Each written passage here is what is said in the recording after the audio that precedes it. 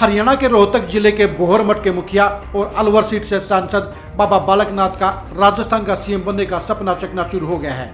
Tijara seat से जबरदस्त चुनाव में एमएलए बनने के बाद बाबा बालकनाथ सीएम की दौड़ में शामिल थे, लेकिन आज ये साफ हो गया है कि वो सीएम नहीं बनेंगे और उन्हें विधायकी छोड़नी पड़ेगी और सांसद के तौर पर ही काम करना होगा। हालिया विधानसभा चुनाव में बीजेपी ने छत्तीसगढ़, राजस्थान और मध्य प्रदेश में लगभग 1.5 दर्जन सांसदों को चुनावी दंगल में उतारा था। 4 सांसद चुनाव हार गए, जबकि 12 सांसद विधायक बने। आज बीजेपी के विधायक बनने वाले 10 सांसदों ने अपनी सांसदी छोड़ दी और उनमें बालकनाथ शामिल नहीं है, जिससे साबित हो गया है कि बाबा बालकनाथ सांसद बने रहेंगे और सीएम की दौड़ उनकी खत्म हो गई है।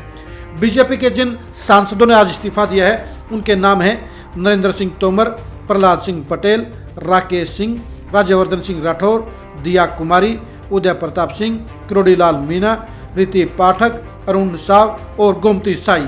इसका कहने का मतलब ये है कि नरेंद्र सिंह तोमर मध्य प्रदेश की सीएम की दौड़ में शामिल हैं, तो प्रहलाद सिंह पटेल भी उस दौड़ में शामिल हैं।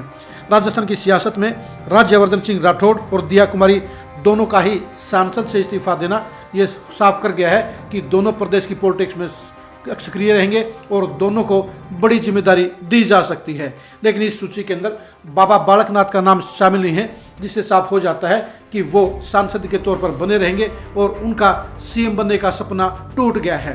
पिछले 3 दिन के दौरान बाबा बालकनाथ ने सीएम पद पर बैठने के लिए तमाम कोशिशें की।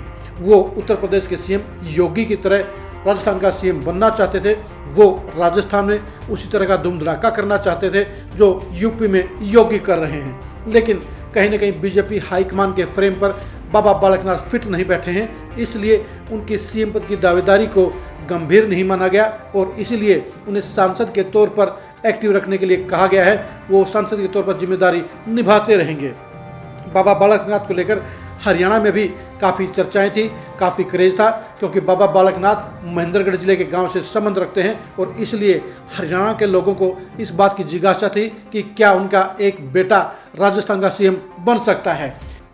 अपने गुरु चांदनाथ के बाद अलवर सीट पर सांसद बनने वाले बालकनाथ ने विधायक बनने के बाद सीएम बनने में रुचि भी दिखाई थी, लेकिन ये सभी जानते हैं कि बीजेपी के अंदर रुचियां अलग चीज़ है, फ्रेम अलग चीज़ है और बीजेपी हाईकमान की पसंद अलग चीज़ है। कहीं ना कहीं बाबा बालकनाथ बीजेपी हाईकमान के फ्रेम पर सेट नहीं बैठे हैं और यही वजह रही कि वो अब सीएम की दौड़ से बाहर हो गए हैं और वो सांसद के तौर पर काम करते रहेंगे। बीजेपी ने शायद लोकसभा चुनाव को ध्यान में रखकर ही उनको सांसद बनाए रखने का फैसला लिया है।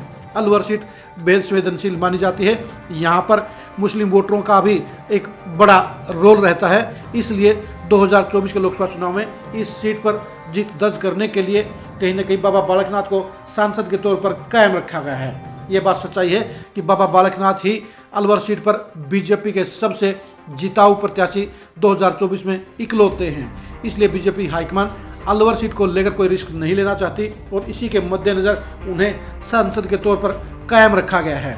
बीजेपी 2024 के चुनाव में लगातार तीसरी बार मोदी को पीएम बनाने के मिशन के साथ ही चुनाव मैदान में उतरने वाली है, इसलिए जो सीटें बीजेपी के रिस्क फैक्टर की लिस्ट में शामिल हैं उन सीटों के सांसदों को नहीं हिलाने का, नहीं हटाने का और विधायक नहीं बनाने का फैसला लिया गया है। बाबा बालकनाथ की अलवर सीट को बेहद संवेदनशील सीटों में माना जाता है और वहां पर बाबा बालकनाथ के अलावा दूसरा कोई प्रत्याशी मुश्किल से चुनाव जीतेगा।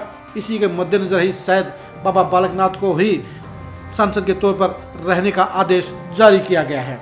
बाबा बालकनाथ के साथ में दूसरी समस्या ये भी थी कि उन्हें प्रशासन का अनुभव नहीं है। बीजेपी संघ परिवार के हिसाब से और अपने सिस्टम के हिसाब से उन लोगों को ही सीएम बनाने की पक्षधर है जो एक तरफ प्रशासन को जबरदस्त तरीके से चला सके, दूसरे हाईकमान के पैरामीटर पर खड़े उतरते हों और तीसरा संघ परिवार से संबंध रखते हों। बाबा बालकनाथ बेशक हिंदूवादी नेता हैं, बेशक वो एग्रेसिव पॉलिटिक्स करते हैं, बेशक वो योगी के करीबी हैं, बेशक संघ परिवार उन्हें पसंद करता है, लेकिन सीएम बनने के लिए राजस्थान के जो सियासी समीकरण हैं उनके हिसाब से ही बीजेपी हाईकमान फैसला लेने का काम करेगा और राजस्थान की सियासत के हिसाब से कहीं ना कहीं बाबा बालकनाथ अभी सीएम बनने के फ्रेम में फिट नहीं बैठे हैं। 2024 के चुनाव को मद्देनजर रखते हुए ही कहीं ना कहीं वसुंधरा राजे सिंधिया को ही सीएम पद की जिम्मेदारी दी जा सकती है।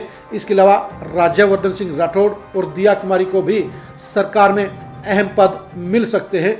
यानी बीजेपी अब वसुंधरा सिंधिया को जहां एक बार से फिर से सीएम बना सकती है, वहीं भविष्य के सीएम के तौर पर राज्यवर्धन सिंह राठौड़ और दिया कुमारी को आगे करने के संकेत अभी से मिल गए हैं। बीजेपी हाईकमान बखूबी जानता है कि किस नेता को किस समय इस्तेमाल करना है, किस नेता को किस समय प्रमोट करना है और किन नेताओं का ग्राफ ऊंचा करना है। बाबा बालकनाथ राजस्थान का सीएम बनने का बिल्कुल बड़ा सपना देख रहे थे, लेकिन अब ये साफ हो गया है कि बीजेपी हाईकमान की लिस्ट के अंदर उनका नाम नहीं है। बीजेपी हाईकमान की फ्यूचर की पॉलिटिक्स में राजस्थान के सीएमओ में भी उनका नाम नहीं है। राजस्थान की पॉलिटिक्स बड़ी टेढ़ी है, वहाँ के समीकरणों को साधना बीजेपी के लिए बहुत जरूरी है, क्योंकि 2024 का चुनाव बीजेपी के लिए बड़े मायने रखता है। 2019 के लोकसभा चुनाव में बीजेपी ने राजस्थान की सभी 25 सीटों पर जीत दर्ज की थी और यही संख्या 2024 में भी वो बरकरार रखना चाहती है। इसी मकसद के साथ वो अपने मजबूत सांसदों को कायम रखना चाहती है और ख़ास तौर पर जो सीटें हार के संकट में घिर सकती हैं, वहाँ के मजबूत चेहरों को बीजेपी प्रदेश की पॉलिटिक्स में अभी नहीं लाना चाहती है। यही वजह हो जाती है कि अलवर सीट से सांसद बने बाबा बालकनाथ को धूम धड़ाके से एमएलए बनने के बावजूद सीएम की दौड़ में शामिल नहीं किया गया है और उन्हें सांसद के तौर पर ही काम करने के लिए कहा गया है। 2024 में बाबा बालकनाथ के सियासी भविष्य को जानने के लिए आप खरी न्यूज़ के साथ बने रहिए। बाबा बालकनाथ की भविष्य की पॉलिटिक्स को जानने के लिए भी आप खरी न्यूज़ के साथ बने रहिए। बाबा बालकनाथ का हरियाणा की पॉलिटिक्स पर पड़ने वाले प्रभाव को जानने के लिए भी आप खरी न्यूज़ के साथ बने रहिए। आप हमारे फेसबुक पेज को फॉलो कीजिए, आप हमारे यूट्यूब चैनल को सब्सक्राइब कीजिए। नमस्कार।